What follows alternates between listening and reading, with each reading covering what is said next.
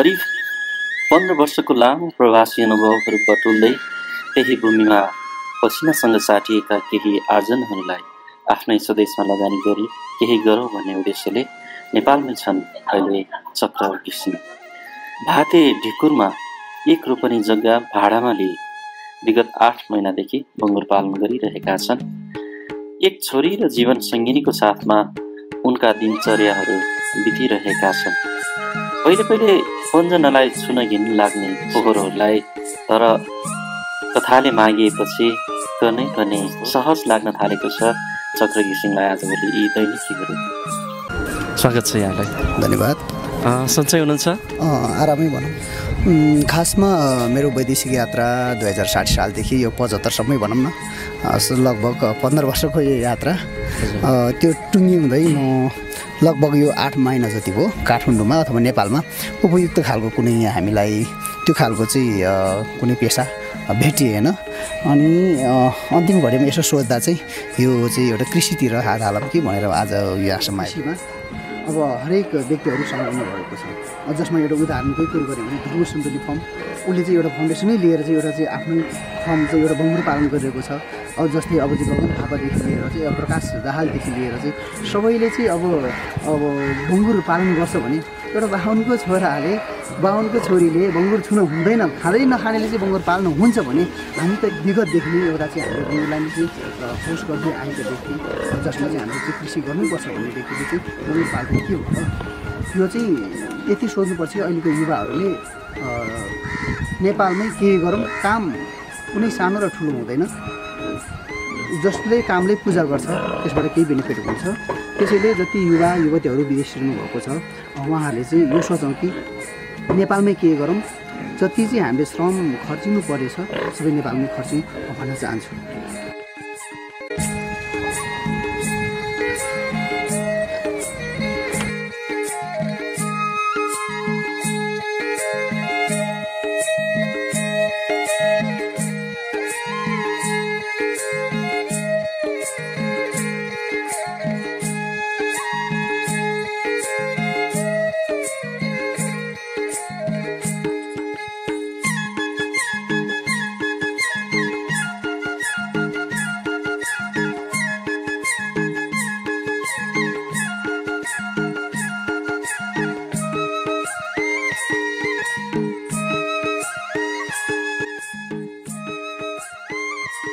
योहरू चाहिँ खासमा हामीले कटिङको लागि अब लगभग यो जाने भइसक्यो।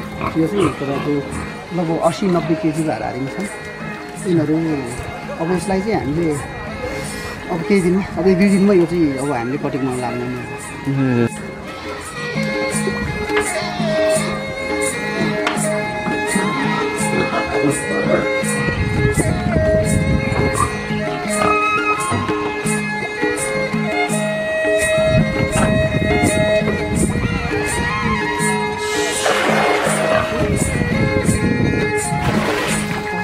के छ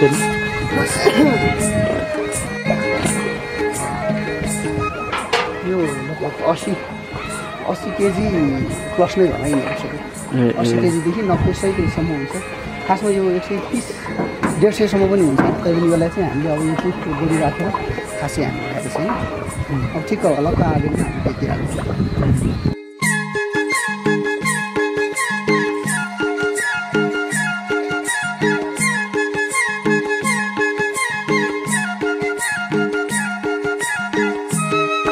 नौ महिना समथिङ भयो होइन। हजुर। अब 9 महिनामा लगभग कटिङ भइन्छ। यो खासमा हुनुकै हो। यसमा तपाईँको चाहिँ दाना पानी सबै म्यानेज छ। जसमा हामीले चाहिँ यसलाई अर्ग्यानिक बनाउनको निमित्त हामीले कुनै खालको त्यस्तो पोइजन एउटा चाहिँ रासायनिकयुक्त औषधहरू युज गरेको छैन। यसमा चाहिँ हामीले शुद्ध खाना अनि शुद्ध पानी कुनै चाहिँ बिरामी हुँदा चाहिँ हामीले अब अनिवार्य रूपमा हामीले इन्जेक्सन दिनै पऱ्यो। तर अन्य बेलामा चाहिँ हामीले भनिन्छ काठमाडौँको चाहिँ बङ्गुरको मासुहरू यस्ता उस्ता दुनियाँ चाहिँ मिक्स भएको हुन्छ। तर यो खासमा होइन। यो एकदम पूर्ण अर्ग्यानिक छ। हामीले शुद्ध खाना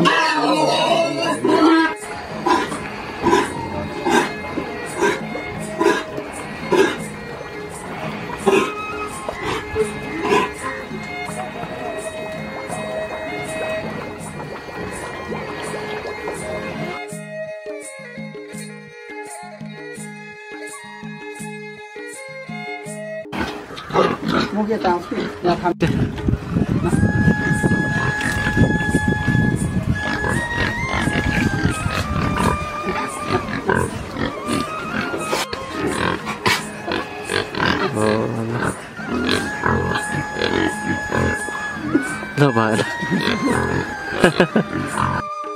जुन म विदेशमा बस्नुभन्दा म जुन राष्ट्रमा पहिला गएँ त्यो राष्ट्रहरूमा बस्नुभन्दा मलाई केही चाहिँ आत्मनिर्भरता र आत्मसन्तुष्टि चाहिँ यो चाहिँ बङ्गुर पालनमा मलाई जस भइरहेको छ।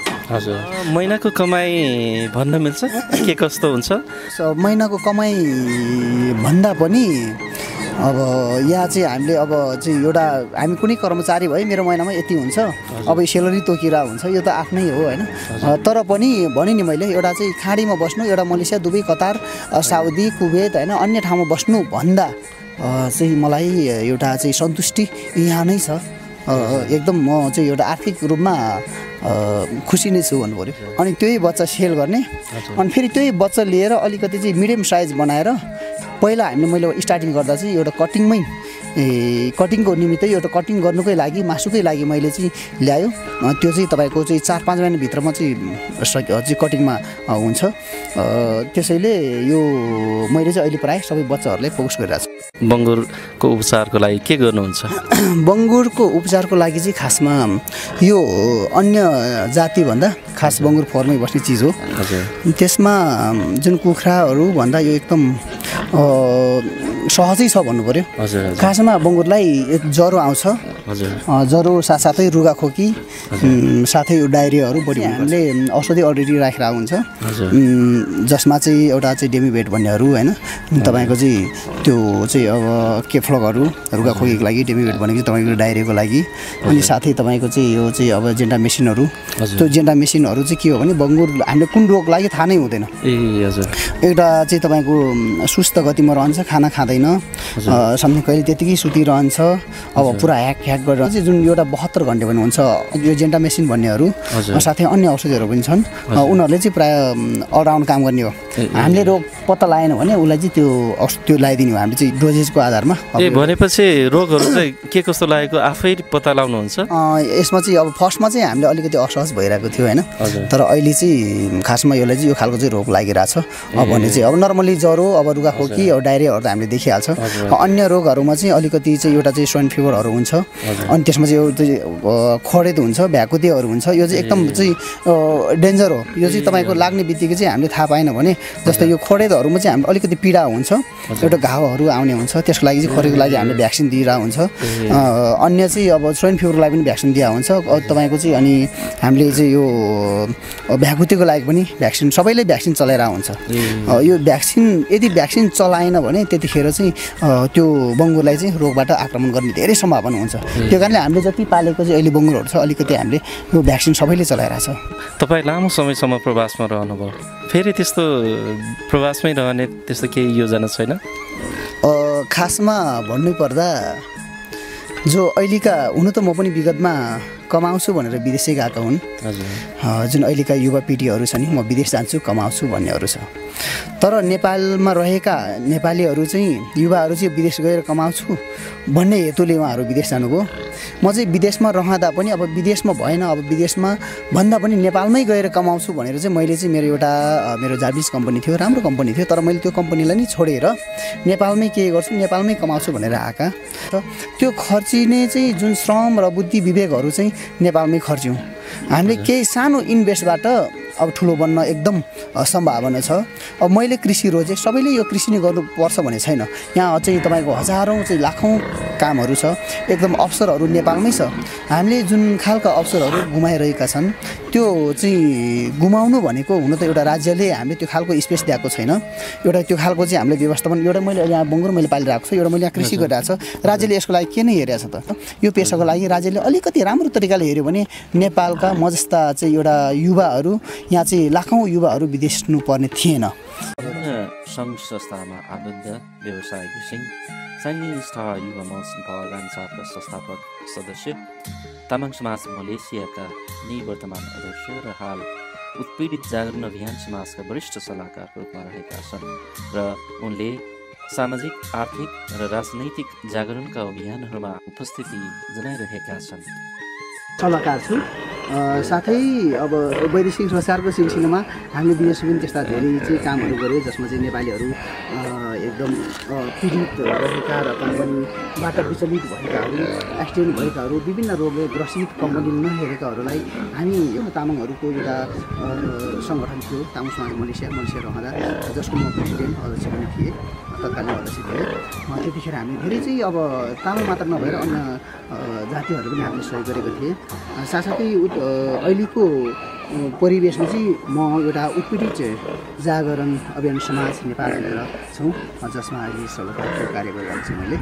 जुन उत्पीडित जागरण अभियान समाज चाहिँ हामी जहाँ उत्पीडित हुन्छौँ, जहाँ चाहिँ निमुखा छ त्यहाँ उत्पीडित जागरण अभियान पुगेकै हुन्छ। तसर्थ हामीले विगतदेखि हालसम्म यो उत्पीडित जागरण अभियान समाजले केही कार्यहरू गरिआएको छ, जसमा हामी एउटा टिम नै संलग्न छौँ।